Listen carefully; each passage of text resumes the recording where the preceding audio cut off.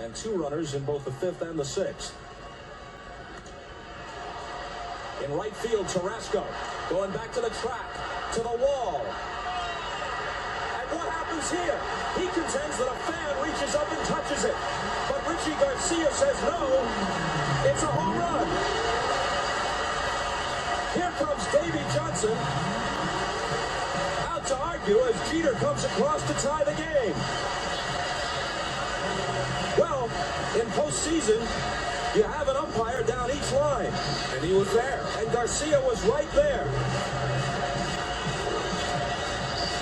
The pitcher, Benitez, comes all the way out from the mound to argue. But I don't know how he can tell from the mound. I don't either. And I'll tell you one thing. That's great hustle. Great hustle by Richie Garcia. Right.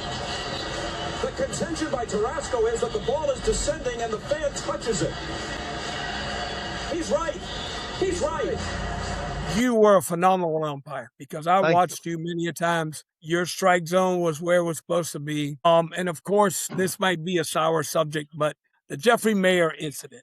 You talk about being put in a situation in Yankee Stadium. How did you handle what came after that? Well, that's a good. You know, in your heart, you make the right call. How did you handle what comes after that? Yeah, well, that's a good question, and it was very difficult because we're very proud of what we do.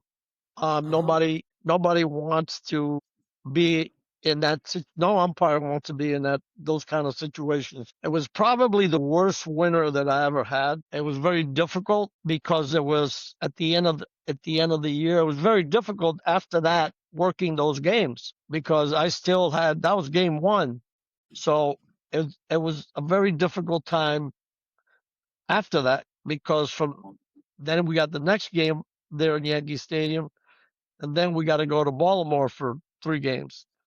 I never saw the outside of the stadium in Baltimore. I had security take me to the ballpark, drive me right inside the stadium, drop me right in front of the door of the dressing room, and after the game, the same thing. So we had security around my family, my wife, my kids, because they were there. A couple of the kids were there, and we had security around them the whole time. One of my daughters, who was oblivious to what was going on, kept saying, "Mom, why are all these men standing around us? But they were looking at us and standing around us." And my wife had to say, "They're security.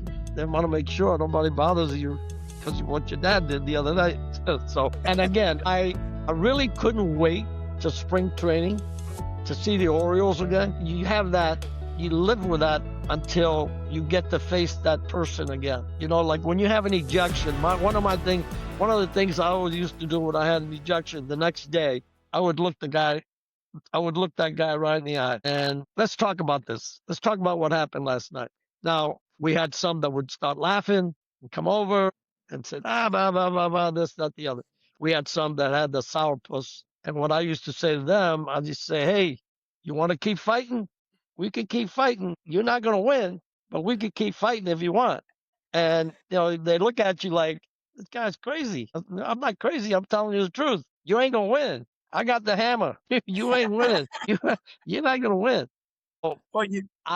So that winter, was very difficult. I had to do a press conference after that game, and I don't even know how many people were in there. I'm going to say 250, 300 writers. I got lights, all the lights on me. I had never done a press conference in my life. Now to do a press conference after that, and I was just barely able to see the replay in the locker room, after the game to see what, So the PR lady from the league was there with me, and she said, "Don't worry, if it gets out of hand, I'll handle it. We'll cut them off. We'll cut it off and we'll just go." But, I really didn't know what to say, to be honest with you. And so when I got up there, what I said was, "I guess I'm the only umpire that can get in trouble working right field. Because in right field, you usually don't have any issue." And everybody started laughing. And I thought, it's not going to be that bad. It's not going to be. Good icebreaker. And it really was not that bad. They could have sliced me up and down, and they didn't. And it's all because of the reputation that I had in the game. Yeah. The hard work The hard work that I had put in all those years, the reputation that I had with the ball players and the managers and the writers and whoever. And unfortunately for umpires, you don't know that until you do something like that. Something like that happens. Then all of a sudden everybody says, oh, no, he's a good umpire. You know, you read about how good you are. But they don't do it. The only people who will tell you how good you are is the guys you work with. You know, the guys you're working with, we share what we do out there. So I remember the first game I had with the Orioles in spring training, because the Orioles were training in Sarasota at the time. So I went down there. I was at third base, and I remember Brady Young, Brady Anderson, center fielder. Brady, Brady Anderson came out of the dugout, ran right by me, and said, "Hey, Richie, how was your winter?" You know, I said it was horseshit. And he looked at me and he stopped and he said, "What happened? Like, what's wrong?" I said, "Well, you know, I had that play I had last year in the playoffs." And he put his arm around me and said, "Are you kidding? That play didn't hurt us. They had a better team. They beat us. That play had nothing to do with anything that happened in that series. So don't even think about it." Cal Ripken did the same. He wasn't as cordial as Brady Anderson was, because Cal Ripken and I really never had that good of a relationship. You know, he's a little surly. Everybody thinks he's, you know, the greatest thing since sliced bread. He's a little surly. But Brady Anderson, Tony Tarasco, who was the right fielder at the time, he came over, gave me a hug, and said, "Hey, forget about that." And that game's over. They beat us. We had no chance. Blah blah blah blah. I have not met him personally in person, but I did a podcast with Jeffrey Maier. Yeah, I saw that. He's one. I'll tell you what. He is so nice. What a gentleman. You know, I mean, he's a man now. He's got kids. You know, he coaches his kids, and he in the podcast. If you listen to the podcast, you know, he was so I don't know what the word I want to use. He felt so bad for me. Apologetic, yeah. Because I think he's a great guy, and I tell people, you know, I would have done the same thing he did. You know, if I would have been out there with a glove, I would have gone out there trying to get that ball. Sure. So he didn't do. You know, he was a kid. He's 12 years old. He didn't do anything.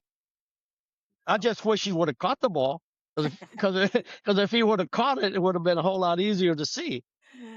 I didn't see the ball. I know the ball was over the fence, but I didn't even see him. To be honest with you, I was standing there. I didn't even see him. So to me, it was an easy call until I saw everybody jumping. It was like, well, something's wrong. Well, you know, you talked about what umpires go through, and that gave us some great insight on the life that an umpire goes through when they make a difficult call, whether you're for or against. And, you know, and the fact that Brady Anderson put his arm around you, and the right fielder put his arm around you and said, "Hey, forget it." They looked in the mirror and they said, "Hey, that didn't make any difference." And that's just a tribute to the umpire that you were, because like I said earlier, you were one hell of an umpire, brother. Thank you.